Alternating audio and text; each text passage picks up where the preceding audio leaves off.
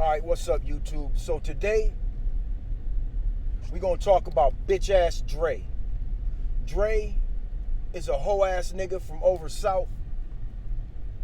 He's a hoe-ass nigga from over south who a lot of people know. He be having like flashy cars and shit, like big trucks with big dumbass rims and shit, right? So, but he's not, Dre's not really a street motherfucker though. He's not. And so back in the 90s, right? Late 90s, damn near 2000, I meet Dre. Forgot how we meet, it don't matter, right? I meet Dre and he don't know how to sell weed. He smokes weed, but he didn't know how much a quarter bag weighed. Shit like that, right? Didn't know how much a half ounce weighed. And that blew my mind kind of, because we were like in our 20s, right? I'm like, how does this nigga not know how much a quarter bag, that was like the first indicator that something was wrong with this dude, right? So one day, I must have wanted to get some weed or something. He's like, yeah, I know somebody that's got it, but they got that stuff. It's all compressed and bricked up. I don't really like that stuff. Mind you, Dre was just basically like a smoker, weed smoker, right? And he's like, yeah, I don't really like that stuff. I'm like, what? Who got that? You know somebody that got that? Now, mind you, if you know somebody that's got that, they got a lot of it, right? He don't know shit, right? So he says he knows somebody that can get some weed, but he don't like it because it's bricked up. And I'm like, what, bro? That's like where the money's at, right? So I get to his plug, right? I get him to the plug. I pull his coattail and I teach him the game and I teach him the business, right? Now, soon as I taught him the game and he learned a thing or two, the motherfucker went and told the plug not to fuck with me because I was a jacker. I don't remember exactly how this came out, because I know he didn't just tell me he said this shit, right? I think the Mexican, the Paisa, ended up I confronted him real hard about something, maybe not answering my phone calls or something, and I think he might have just came out with the truth, right? I don't remember how it came out, but this is strike number one. You told the plug I was a jacker and made it so he wouldn't fuck with me when you didn't even know he was a plug, when you thought there was no value in compressed marijuana. Dummy, right? So I'm like, now shit's going where he's getting like 5 and 10 packs by this time, right? I done threw him a couple of customers, did a couple of, flipped a couple of things for him, showed him, because I had to show him the value in dirt weed. So I showed him the value, right? So I teach this dude, I take him from not knowing how much a quarter bag of weed weighs to getting bricks from the Mexican. He turns around, stabs me in the back, tells the Mexican I'm a savage, which is true. But I had no plans of jacking the Mexican. But that don't mean I wouldn't have. That don't mean he wouldn't have did something where I would have just greenlit him and been like, dog, all right, I got one. You know? So,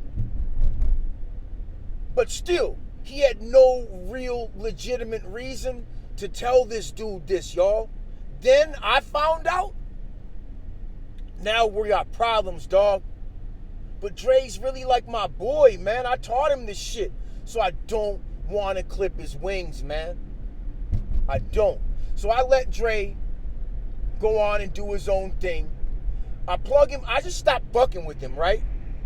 I stopped fucking with Dre on selling that shit for him, right? So I plug him with one of my boys, but I tell my boy, lick him for like 10 or 15 of them. Just rob him, dog. I'm just going to throw you a sacrifice, homie. I throw him to the wolves, right? My boy, like a dumbass, starts trying to do business with Dre. What he doesn't know is it's impossible to do business with this motherfucker, bro. I've already tried, right? But I didn't want to leave. But my boy still had like stangs on like 5 or 10 of them. So I didn't want to leave him fucked just because I wasn't cool with Dre. So I did what I shouldn't have done, and I hooked him up with a bitch-ass motherfucker like Dre, but I told him, you robbed Dre. I'm giving you Dre's a burnt offer, right? My boy starts trying to do business with him because he had stangs. They do business once or twice, which I advised against. Just rock him to sleep. Get him comfortable and stang him. You don't even gotta, bro, up the fucking banger on him. You can probably just finesse this motherfucker. He's soft, right? So, but I didn't want to do it myself, y'all, because I like Dre. We were cool, man. But he just kept crossing lines, right? So I throw him to my boy who needs a lick, who's got stangs. That's who I've basically been selling the weed to anyway, right? So I step out of the middle, put them together. The first or second deal, hoe-ass Dre accuses my boy of stealing $500. Or shorting him or stealing 500, right? And I'm like, I call him, he brings it to me. I call my boy. I'm like, what the fuck, this whole ass nigga? I told you to do him. Now this nigga's saying that you stole from him? I'm like, bro, he's like, fuck no, I didn't, bro. I told you to steal from him and you didn't. And now he's telling me that you stole from him and he's not fucking with you no more. So he cuts my boy off for nothing, right?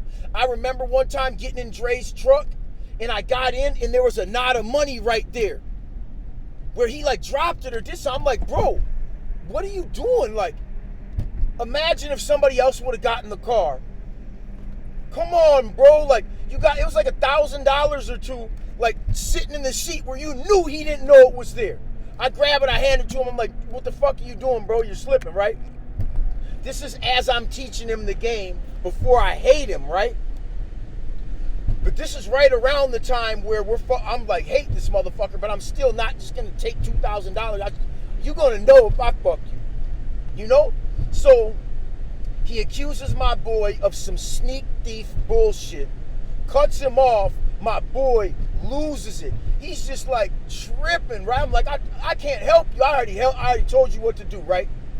So I remember when Dre got me fucked with the Mexican, I called the Mexican. The Mexican was such a coward, he put his wife on the phone. I brought it right to his wife, like, where's that bitch-ass motherfucker? Like, you can't come to Minneapolis, you guys, from anywhere, cross the powers that be, and think you're still going to operate around here, and we're not going to catch you. You know? Now, at the time, there was like a lot of unity, and we had a real stronghold over this whole place. It's not like that no more. It's every man for himself. Back in this time, though, you couldn't play games. You'll get got, right? So bitch-ass Dre says my homie robbed him, and I think he ended up falling out with the Mexican, or the Mexican either just left, or I don't remember what happened, but there came a point where Dre needed me again. He called me for like a half pound of weed one day, and he was like, I was like, yeah, bro, but you got to come meet me in St. Paul. I got to go to St. Paul to get it, right? I go to St. Paul, the nigga never shows up, never calls, never answers his phone. I hate St. Paul. I hate St. Paul, man. I go all the way to St. Paul to get him this shit. This is where a lot of the Mexicans are in St. Paul. Latin Kings, in the Sureños and shit, right? They're in St. Paul. So there's like there's more of a Hispanic drug culture in St. Paul versus Minneapolis, right? So I go to St. Paul to get the product, right? He never shows up, never answers the phone, none of that shit. The next day, this bitch ass motherfucker calls my phone and he's like, yeah, you still got that? I'm like, yep, yeah, I got it. Now it's your ass. I'm jacking you now. He's like, you only need half of it though. I'm like, yep, cool. Bro, we're talking $325 at the time or something like that, right? For a quarter pound of weed. This fool, now mind you, I could have jacked him for racks. I could have jacked his plug for fucking racks. Bricks. I jacked Dre for $325 just to let him know you're done out here, dog. I jack him for $325 with my boy, so we split it. And like a little bit of jewelry, some big dumbass square yellow and white diamond earrings, right? So this is what leads me to Big Rick, right? So we jack Dre for everything. Me and my boy spin around. I put a Tech 9 in his face. My boy puts a Smith & Wesson in his face. He's like, oh, I'm sorry. We don't pistol whip him. We don't beat him. We don't do none of that. We just robbed the shit out of him, right? My boy did him so cold, he even took the pocket change out of his pocket. Right hand of God. He slapped his pockets, heard that change, and even took his pocket change, right? Dre got clown, nigga. You can't leave with pennies, dimes, and nickels, dog. You're losing everything, right? So he's just terrified. I think he might have thought I was going to pop him maybe, but there was no time that I was going to pop Dre's bitch ass. You don't got to pop Dre. That's just overkill, right? So bitch ass Dre fucks around. The doors are child safety locked. So I got to let him out the car. I go to open the door to let him out. And he's always sagging his pants and like not wearing a belt. So he's always like walking, trying to like keep his pants up. Like, so he walks kind of weird, right? So as he's like scurrying away like a little coward, thinking we're just going to unload on him, right? I can just tell the way he's walking. He just thinks we're going to start clapping on him, right? So Dre leaves. Now we got Dre's earrings and like a ring or something, right? So now I call my boy Big Rick. And I'm like, hey, Rick, I got these earrings, dog. I want like $800 for them. They're probably retailing like $2,500 or something. They're probably realistically worth $1,000. Right? I'm like, hey, bro, I got these earrings you might be interested in. I send him a picture of them, right? I tell him how I got the earrings, right? Because I'm not just going to lie to you. You might be wearing them. You know, motherfucker might be like, damn, those are mine. So I'm like, I stuck a motherfucker up for him. He's like, crazy. You got to stop doing all this wild shit, bro. I know you're like a solid, good motherfucker, bro. He said, listen, man, I just hit the biggest lick of my life. I got $1,000 here, man. You can just come have the money, bro. I don't want you to keep doing this type of shit, bro. Come fuck with me. And I'm like,